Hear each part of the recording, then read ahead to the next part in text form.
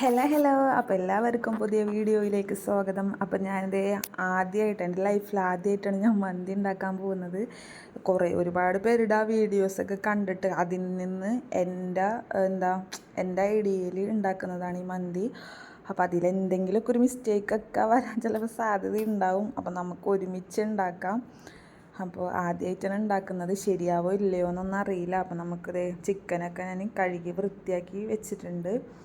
അപ്പോൾ അതിലേക്ക് വേണ്ട കുറച്ച് മസാലകളുണ്ട്. അപ്പോൾ എനിക്ക് ക്യാപ്സിക്കത്തിൻ്റെ ടേസ്റ്റ് ഭയങ്കര ഇഷ്ടമാണ്. അപ്പോൾ അതുകൊണ്ട് ഞാൻ ക്യാപ്സിക്കം 2 എടുത്തിട്ടുണ്ട്. അത് ചെറുതായിട്ട് അരിഞ്ഞിട്ടുണ്ട്. പിന്നെ ഒരു ചെറിയ സവാള എടുത്തിട്ടുണ്ട്, ഒരു സവാളയുടെ പകുതി എടുത്തിട്ടുണ്ട്. പിന്നെ മല്ലിയിലയുടെ എനിക്ക് ഇഷ്ടമാണ്. അപ്പോൾ അതുകൊണ്ട് ഞാൻ മല്ലിയില അധികമല്ല എന്നാലും എടുത്തിട്ടുണ്ട്. പിന്നെ ഒരു തക്കാളിയുടെ പകുതിയും കൂടി.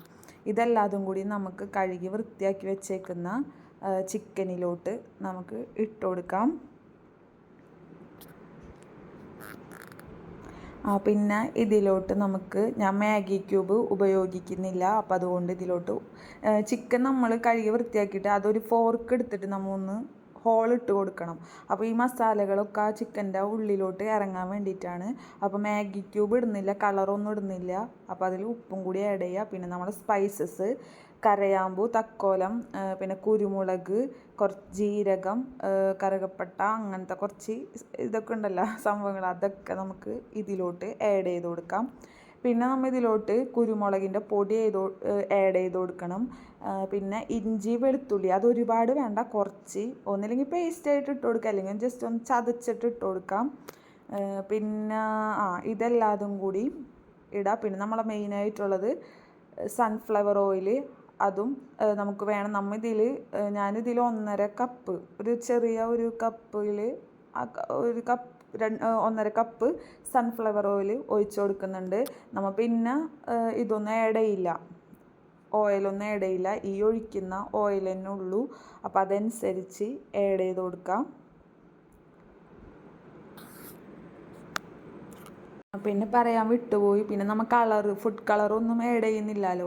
നമുക്ക് കടയിൽ നിന്ന് കിട്ടുന്ന ചിക്കൻ, അപ്പോൾ അത് ഒരു കളറുണ്ടല്ലോ, അതൊന്നും ആഡ് ചെയ്യാത്തതുകൊണ്ട് കുറച്ച് കാശ്മീരി മുളക് പൊടി 1 ടീസ്പൂണ് ആഡ് ചെയ്യുക. പിന്നെ നമ്മളെ മന്തി മസാല ഈ മന്തി മസാല ആഡ് ചെയ്യുക. അപ്പോൾ ഇതെല്ലാതും കൂടി ഞാൻ ആഡ് ചെയ്തിട്ടുണ്ട്. അപ്പോൾ ഇത് കൈ കൊണ്ട് നന്നായിട്ട് മിക്സ് ചെയ്തിട്ട് ഞാനിത് ഓവർനൈറ്റ് ഫ്രിഡ്ജിലോട്ട് വെക്കുകയാണ്. അപ്പോൾ നമുക്ക് മസാലയൊക്കെ നന്നായിട്ട് സെറ്റ് ആവുമല്ലോ. അപ്പോൾ പിറ്റേ ദിവസമാണ് എടുക്കേണ്ടത്. അപ്പോൾ അതുകൊണ്ട് തലേ ദിവസം രാത്രിയാണ് ഇതൊക്കെ ചെയ്ത് വെക്കുന്നത്.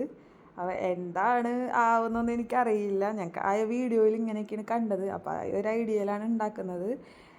കണ്ടിട്ട് നിങ്ങൾ അഭിപ്രായം കമൻറ്റ് ബോക്സിൽ ഇടുക, എന്താണ് നല്ലതാണോ ഇല്ലേ എന്നൊക്കെ ഉള്ളത്. കണ്ടിട്ടുള്ള ഈ ഒരു അഭിപ്രായം നിങ്ങൾ കമൻറ്റ് ചെയ്യണം. അപ്പോൾ നമുക്കിത് നന്നായിട്ട് മിക്സ് ചെയ്തിട്ട് ഇത് നമുക്ക് ഫ്രിഡ്ജിലോട്ട് വെക്കാം.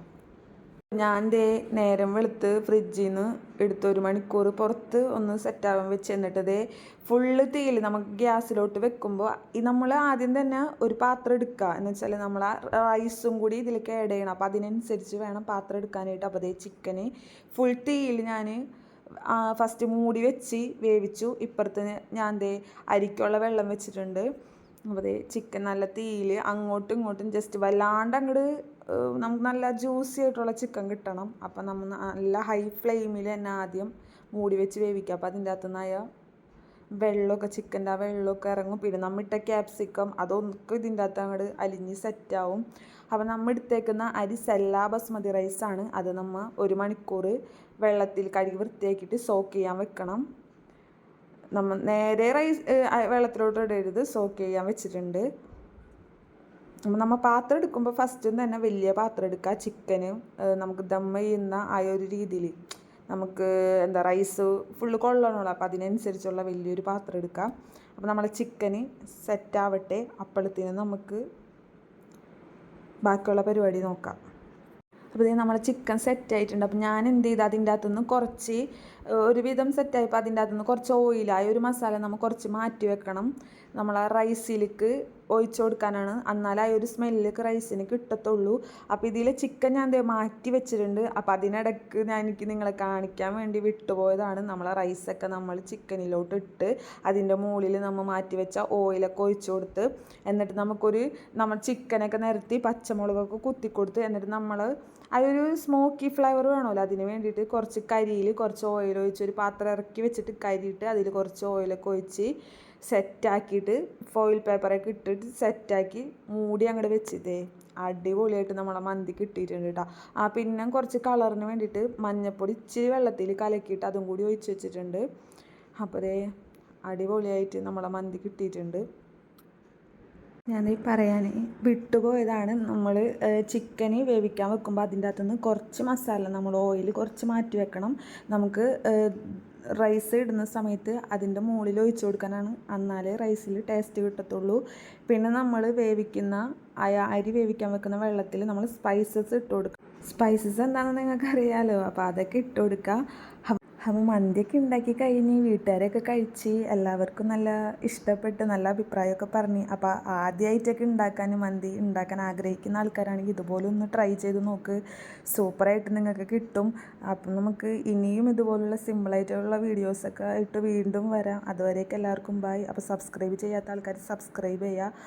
അപ്പോൾ ഇതുപോലെ ആരെങ്കിലുമൊക്കെ മന്തി ഉണ്ടാക്കിയിട്ടുണ്ട്, സക്സസ് ആയി അടിപൊളിയാണ്, അങ്ങനെയുള്ള ആൾക്കാരാണെങ്കിൽ കമൻറ്റ് ചെയ്യണേ. എത്ര പേരുണ്ടാക്കിയെന്ന് എനിക്കറിയാമല്ലോ. ബൈ.